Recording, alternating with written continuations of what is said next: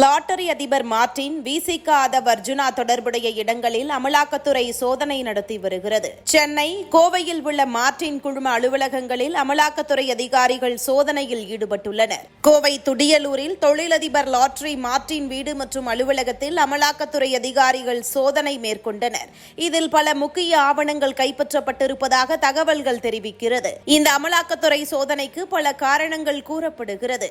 குறிப்பாக மிக பிரம்மாண்டமாக நடத்தப்பட்ட விடுதலை சிறுத்தைகள் மாநாடு, தேர்தல் பணிகள் குறித்த ஆவணங்களை அமலாக்கத்துறை கைப்பற்றியிருப்பதாக தகவல்கள் தெரிவிக்கிறது. திமுக மற்றும் விடுதலை சிறுத்தைகளிடையே சமீப காலமாக விரிசல் ஏற்பட்டிருக்கிறது. விசிக துணை பொதுச் செயலாளர் ஆதவ் அர்ஜுனா திமுக குறித்து பல்வேறு விமர்சனங்களை வைத்தார். விசிக இல்லாமல் திமுக ஜெயிக்காது என்றும், நேற்று சினிமாவிலிருந்து வந்தவர்கள் எல்லாம் துணை முதலமைச்சர் ஆகும்போது 40 ஆண்டுகளாக இருக்கும் என்னுடைய தலைவர் ஏன் துணை முதலமைச்சராக முடியாதா என ஆதவ் அர்ஜுனா பேசியது திமுகவில் புகைச்சலை ஏற்படுத்தியது. கடந்த 2019 லோக்சபா தேர்தல் மற்றும் 2021 சட்டசபை தேர்தலுக்கு முன் திமுகவுக்காக அனைத்து உத்திகளையும் வகுத்துக் கொடுத்ததில் முக்கிய பங்காற்றியவர் ஆதவ்.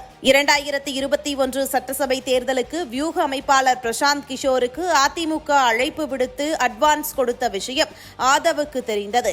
உடனே டெல்லி சென்று கிஷோரிடம் பேசினார். கிஷோரை சரிகட்டி திமுக பக்கம் திருப்பி வியூக அமைப்பாளராக நியமித்ததில் ஆதவின் பங்கு முதன்மையானது.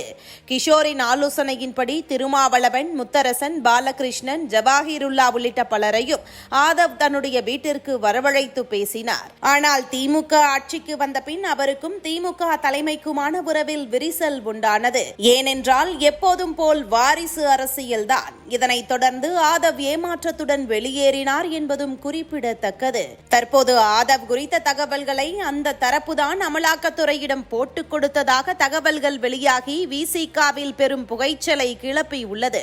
ஆம், ஆதவ் திமுகவுக்கு எதிராக இப்படியே பேசினால் விசிக நிர்வாகிகளும் போர்க்கொடி தூக்க ஆரம்பித்து விடுவார்கள். எனவேதான் ஆதவ் அர்ஜுனாவை முடக்குவதற்கு இந்த செயலில் ஆளும் தரப்பு ஈடுபட்டிருப்பதாகவும் தகவல்கள் வெளியாகியுள்ளது.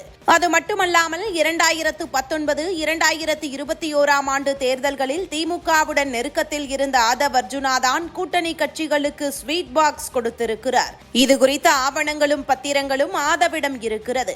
எனவே சின்னவருக்கு எதிராக உள்ள ஒரு சீனியர் தான் ஆதவ் குறித்து அமலாக்கத்துறையிடம் போட்டுக் கொடுத்திருப்பதாக செய்திகள் வர தொடங்கி இருக்கிறது. ஒரே கல்லில் 2 மாங்காய் கணக்குதான் இந்த சோதனை என்கிறார்கள் சின்னவருக்கு எதிரானவர்கள். இந்த விஷயம் அறிவாலயம் தலைமைக்கு அதிர்ச்சியை ஏற்படுத்தி இருக்கிறதா? இதுபோன்ற முக்கிய நிகழ்வுகள், அரசியல் தகவல்களை ஆழமாக மாறுபட்ட கோணத்திலும் அறிந்து கொள்ள மறக்காமல் உங்கள் TNS24 டிஜிட்டல் பக்கத்தை பின்பற்றிக் கொள்ளவும்.